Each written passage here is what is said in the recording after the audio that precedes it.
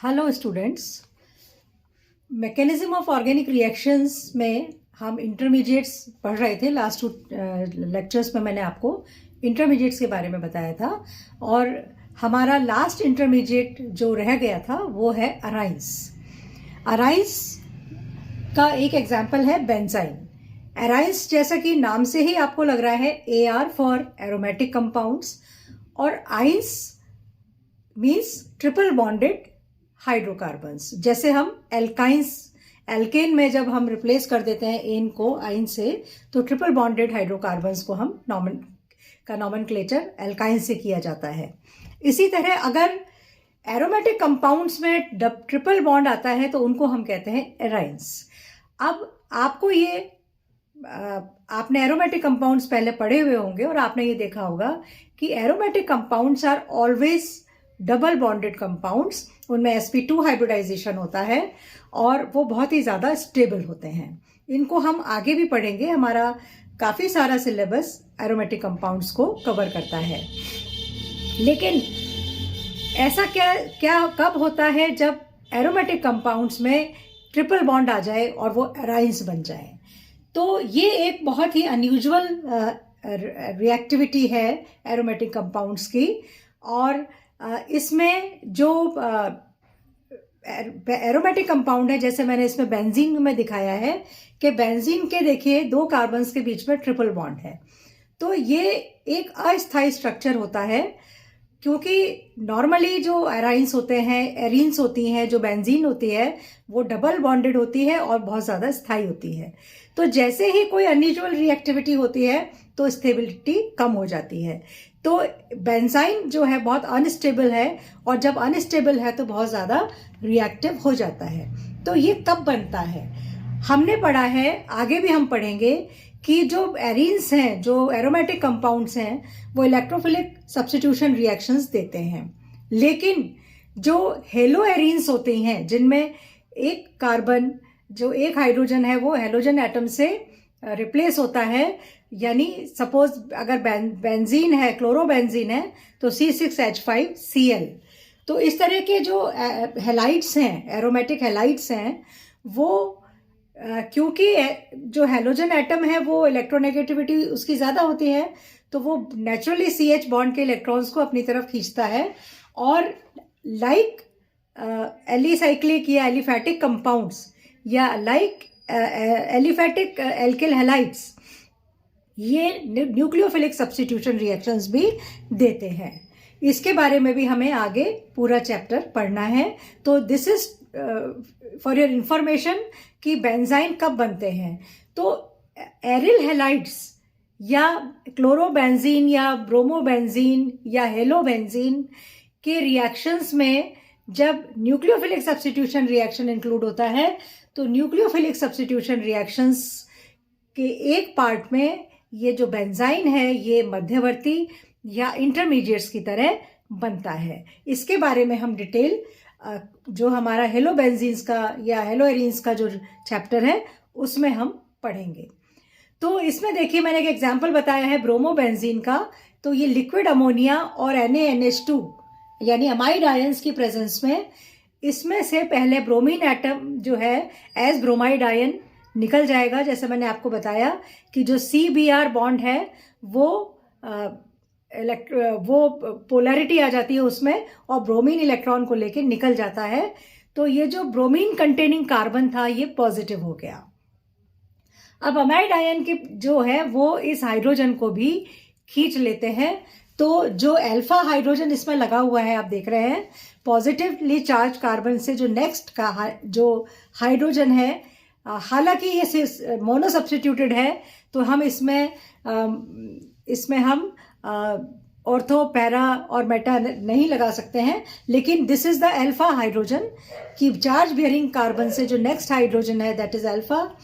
तो ये जो अल्फा हाइड्रोजन है ये इलेक्ट्रॉन छोड़ के as positive ion, hydrogen ion ये एज प्रोटॉन निकल जाता है।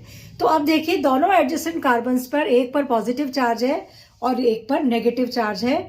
तो क्योंकि इनमें अब पोलैरिटी आ गई, डाइपोल बन गया, ये पोलैरिटी आने से इनमें फोर्स ऑफ अट्रैक्शन डेवलप होता है और इसकी वजह से ये इनमें ओवरलैपिंग होती है, लेकिन ओवरलैपिंग ज़्यादा नहीं होगी क्योंकि इनके बीच में एक सिग्मा बॉन्ड और एक पाई बॉन्ड दोनों बीच में मौजूद हैं, और इससे इसमें जो रिस्ट्रिक्शन आ जाता है इसकी वजह से इनमें ओवरलैपिंग बहुत ज़्यादा नहीं होती है, but there is a force of attraction developed in between these two poles. तो ये आप ध्यान दीजिए इस बात पर कि जो पाई बॉन्ड बना है अंदर, जो पाई बॉन्ड अंदर बना है वो sp2 हाइब्रिडाइज्ड अनहाइब्रिडाइज ऑर्बिटल्स हैं, p ऑर्बिटल्स, उनसे बनता है। यानी असंकृत p कक्षक जो होते हैं 6 कार्बन के, वो ये पाई बॉन्ड 3 पाई बॉन्ड्स बना रहे हैं। इसका स्ट्रक्चर भी हम डिटेल में बेंजीन के चैप्टर में पढ़ेंगे। लेकिन ये जो चार्ज है जहां से ये निकले हैं हाइड्रोजन और ब्रोमीन, ये sp2 हाइब्रिडाइज ऑर्बिटल्स हैं। तो ये जो बॉन्ड बना है ये sp2 हाइब्रिडाइज्ड ऑर्बिटल्स के ओवरलैपिंग से बनता है। तो इसको हम पाई बॉन्ड भी नहीं कह सकते क्योंकि पाई बॉन्ड जो है वो असंकृत कक्षकों से बनता है। तो this is a type of some other particular reaction and there is a slight force of attraction between these two orbitals, sp2 hybridized orbitals. तो it is a very weak bond due to the less overlapping and very unstable and very much reactive, और ये एक electrophile की तरह काम करता है। इसका भी हम डिटेल हम जो हमारे एल्किल जो हमारा एरिल हैलाइड्स हैं उनके चैप्टर में हम बाद में पढ़ेंगे।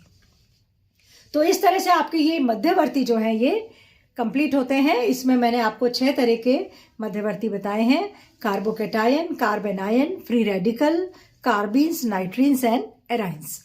ये टोटली भी एक पूरा डिटेल क्वेश्चन बन सकता है, या इसमें से आपके पार्ट्स के रूप में भी क्वेश्चन आ सकता है। आपको दोनों तरह से ही इसकी तैयारी करनी है। पॉइंट्स मैंने आपको कल बताए थे कि how to write an intermediate, what is the intermediate, उसके बाद हाउ इट इज फॉर्म्ड, इसकी क्या ज्योमेट्री होती है, स्ट्रक्चर क्या होता है, स्टेबिलिटी क्या होती है, स्टेबिलिटी ऑर्डर क्या होता है। इस तरह से आपको ये सारे पॉइंट्स लिखने हैं। तो ये एक इंटरमीडिएट्स का पार्ट खत्म हुआ कि जो रिएक्शन कोई भी होता है उसके मैकेनिज्म में सबसे पहले जो बॉन्ड टूटता है उसके बाद इंटरमीडिएट्स बनते हैं। उसके बाद जब इंटरमीडिएट्स बन जाते हैं तो वो आगे डिफरेंट स्पीशीज से रिएक्ट करके प्रोडक्ट्स बनाते हैं। तो वो डिफरेंट स्पीशीज कौन हो सकती हैं जो कि इन इंटरमीडिएट्स पे या इन कंपाउंड्स पे रिएक्ट करेंगी या अटैक करेंगी टू गिव प्रोडक्ट्स। तो देखिए हमने पहले एसिड्स पढ़े हैं, आपने Lewis acids and Lewis bases. सबसे पहले जब आप केमिस्ट्री स्टार्ट करते हैं तो ब्राउनस्टेड-लॉरी कंसेप्ट पढ़ते हैं जिसमें प्रोटॉन्स का कंसेप्ट है कि एसिड जो है वो प्रोटॉन देते हैं, यानी जो हाइड्रोजन आयन देगा वो एसिड होगा, है ना। और जो प्रोटॉन डोनर्स जो है वो ब्राउनस्टेड-लॉरी कंसेप्ट में एसिड्स होते हैं, और प्रोटॉन एक्सेप्टर्स जो होते हैं नेगेटिवली चार्ज स्पीशीज होती हैं वो जो है वो बेसिस होते हैं। उसके बाद लुईस का कंसेप्ट आया तो लुईस ने भी कहा कि इलेक्ट्रॉन डेफिशिएंट जो कंपाउंड्स होते हैं दीज आर एसिड्स, जिनके पास प्रोटॉन की अधिकता होती है और इलेक्ट्रॉन्स की कमी होती है वो एसिड्स होते हैं। इलेक्ट्रॉन की कमी कब हो सकती है? जब उनके पास पॉजिटिव चार्ज हो या उनका जो ऑक्टेट है वो पूरा ना हो, आउटरमोस्ट शेल में पूरे 8 इलेक्ट्रॉन्स ना हो तो भी उनको 2 इलेक्ट्रॉन्स की जरूरत होती है, और या जिनका जो अपना ऑक्टेट पूरा एक्सपैंड नहीं कर पाए वो भी लुईस एसिड्स में आते हैं। इसी तरह लुईस बेसिस होते हैं जो नेगेटिवली चार्ज स्पीशीज होते हैं, और या फिर इलेक्ट्रॉन डोनर्स होते हैं जिनके पास लोन पेयर्स होते हैं। तो देखिए इलेक्ट्रॉन डेफिशिएंट स्पीशीज में लुईस एसिड्स में मैंने दिखाए हैं silver ion, cuprous ion, ammonium ion, chloronium ion, methyl cation या carbocation, BF3, AlCl3, zinc chloride, ferric chloride, they have incomplete octet. ठीक है, FeCl3 आपने देखा होगा लुईस एसिड की तरह काम करता है। SO2, SO3, PCl3 जो है ये भी लुईस एसिड्स की तरह काम करते हैं। इसी तरह बेसिस में नेगेटिवली चार्ज स्पीशीज हैं, chloride ion, cyanide ion, hydroxide ion, amide ion, carbon ion, bromide, chloride, like this, iodide. इसी तरह इलेक्ट्रॉन डोनर्स हैं, जैसे वाटर है उसमें ऑक्सीजन के पास लोन पेयर्स हैं, अमोनिया है, ईथर है, एल्कोहल्स हैं, अमाइड्स हैं। तो ये जो कंपाउंड्स हैं they act as Lewis bases. Now इनको हम ऑर्गेनिक की बड़ी भाषा में क्या कहते हैं? अब जो हमारे रिएक्शन होंगे, टाइप्स ऑफ रिएक्शंस अभी हम पढ़ेंगे, उनके मैकेनिज्म्स पढ़ेंगे, तो हम ये देखेंगे कि कोई ऑर्गेनिक कंपाउंड जब रिएक्ट कर रहा है तो उसके पास अगर इलेक्ट्रॉन घनत्व ज़्यादा है तो जो अटैकिंग स्पीशी होगी वो पॉजिटिवली चार्ज स्पीशी होगी, यानी लुईस एसिड जिनको हम कहते हैं वो अटैक इस पर करेंगे। और अगर कोई ऐसा कंपाउंड है ऑर्गेनिक जिस पर इलेक्ट्रॉन घनत्व कम है तो वो उस पर लुईस बेसिस वाली जो हमारा कैटेगरी है उस तरह की स्पीशीज अटैक करेंगी। तो इनको हमने हमारी ऑर्गेनिक केमिस्ट्री में नाम दिया है electrophiles and nucleophiles. Electrophiles means electron loving, electron philic means loving. तो इलेक्ट्रोफाइल्स मीन्स इलेक्ट्रॉन लविंग, यानी जो पॉजिटिवली चार्ज स्पीशीज हैं दीज आर कॉल्ड इलेक्ट्रोफाइल्स। तो अगर इलेक्ट्रोफाइल जो है पॉजिटिवली चार्ज है तो वो ऐसे कंपाउंड पर रिएक्ट करेंगी जिस पर इलेक्ट्रॉन घनत्व ज़्यादा होगा। इसी तरह न्यूक्लियोफाइल्स जो न्यूक्लियस लविंग है, न्यूक्लियस लविंग का मतलब जिन पर इलेक्ट्रॉन्स की अधिकता है और प्रोटॉन्स की आवश्यकता उनको होती है। तो इस तरह से ये उन स्पीशीज पर अटैक करेंगी जिन पर इलेक्ट्रॉन का घनत्व कम है। तो दो तरह के रिएजेंट्स हमारे इसमें होते हैं, इलेक्ट्रोफाइल्स एंड न्यूक्लियोफाइल्स। इसी तरह एक और रिएजेंट होगा, वो कहलाता है फ्री रेडिकल, क्योंकि हमने देखा था कि फ्री रेडिकल भी कभी कभी अभिक्रियाओं में बनते हैं जब समांश विघटन होता है। तो समांश विघटन की स्थिति में फ्री रेडिकल ही हमारा सबस्ट्रेट होता है और फ्री रेडिकल ही हमारा अटैकिंग स्पीशी होती है या मध्यवर्ती होती है। तो ये हमारे इंटरमीडिएट्स की तरह काम करते हैं। तो जितने भी लुईस एसिड्स हैं वो इलेक्ट्रोफाइल्स होते हैं और जितने भी लुईस बेसिस हैं वो सारे न्यूक्लियोफाइल की तरह काम करते हैं।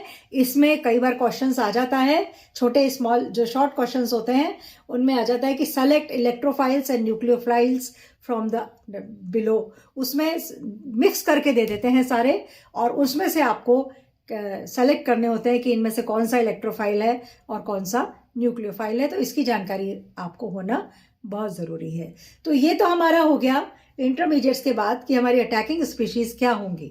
इसके बाद इन्हीं के आधार पर हमने रिएक्शंस को डिवाइड किया है। तो there are 4 types, major types of reactions in organic chemistry. पहला है सब्स्टिट्यूशन, प्रतिस्थापन। जैसा कि आपको नाम से पता चल रहा है, प्रतिस्थापन का मतलब एक के प्लेस पर, किसी एक स्पीशी की प्लेस पर अगर दूसरी स्पीशी आ जाती है तो वो उसको सब्स्टिट्यूट करती है, तो उसका प्रतिस्थापन करती है। यानी किसी कंपाउंड में से एक एटम अगर निकल जाता है और उसी की जगह अगर दूसरा एटम लग जाता है तो उसको हम प्रतिस्थापन कहते हैं। एडिशन में नाम से ही पता चल रहा है कि कोई एक स्पीशी या एक मॉलिक्यूल ऐड होता है, उनको हम एडिशन या योगात्मक अभिक्रियाएं कहते हैं।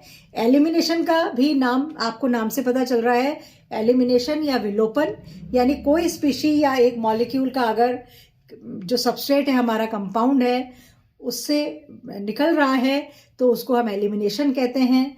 और रीअरेंजमेंट में भी नाम से आपको पता लग रहा है कि मॉलिक्यूल के अंदर ही अंदर अगर बॉन्ड्स का रीअरेंजमेंट हो जाता है, एटम्स का रीअरेंजमेंट हो जाता है, एक ही मॉलिक्यूल में अगर कोई एटम अपनी प्लेस बदल के दूसरा मॉलिक्यूल बना लेता है जिसकी प्रॉपर्टीज डिफरेंट होती हैं, तो उनको हम रीअरेंजमेंट अभिक्रियाएं कहते हैं। इनके जो हमने अभी रिएजेंट्स देखे थे, electrophiles, nucleophiles and free radicals, इनके आधार पर हमने इनको सब क्लासेस में डिवाइड किया है। जैसे सब्स्टिट्यूशन, इलेक्ट्रोफिलिक सब्स्टिट्यूशन होता है, न्यूक्लियोफिलिक सब्स्टिट्यूशन होता है एंड फ्री रेडिकल सब्स्टिट्यूशन होता है। इसी तरह एडिशन में भी इलेक्ट्रोफिलिक एडिशन होगा, न्यूक्लियोफिलिक एडिशन होगा और फ्री रेडिकल एडिशन होगा। एलिमिनेशन में इस तरह से नहीं होता क्योंकि मॉलिक्यूल निकलता है, इसलिए कोई रिएजेंट ऐड नहीं हो रहा। निकलने के दो प्रोसेस हो सकते हैं, E1 and E2। Elimination unimolecular या एलिमिनेशन बायमॉलिक्यूलर, और rearrangement is a simple reaction. तो ये सब, इन सब के बारे में हम इंडिविजुअली नेक्स्ट लेक्चर में से स्टार्ट करेंगे, नेक्स्ट लेक्चर में पढ़ना शुरू करेंगे। न्यूक्लियोफिलिक सब्स्टिट्यूशन के भी दो पार्ट्स होते हैं, न्यूक्लियोफिलिक यूनिमॉलिक्यूलर और न्यूक्लियोफिलिक सब्स्टिट्यूशन बायमॉलिक्यूलर। तो इस तरह से इनको हमने सब कैटेगराइज कर दिया है, जिनके बारे में हम 1 बाय 1 डिटेल में पढ़ेंगे नेक्स्ट लेक्चर में। Thank you very much. आप इनके नोट्स बनाएं। अगर आपकी कोई भी क्वेरी हो, व्हाट्सएप ग्रुप में आप एडेड हैं और आप मेरे से कोई भी क्वेरी है या कोई आपको प्रॉब्लम है, कोई समझ में नहीं आता है, मैंने नोट्स भी आपको इसमें दिए हुए हैं, तो आपको अगर कोई चीज़ समझ में नहीं आती तो आप मुझसे पूछ सकते हैं। Thank you very much.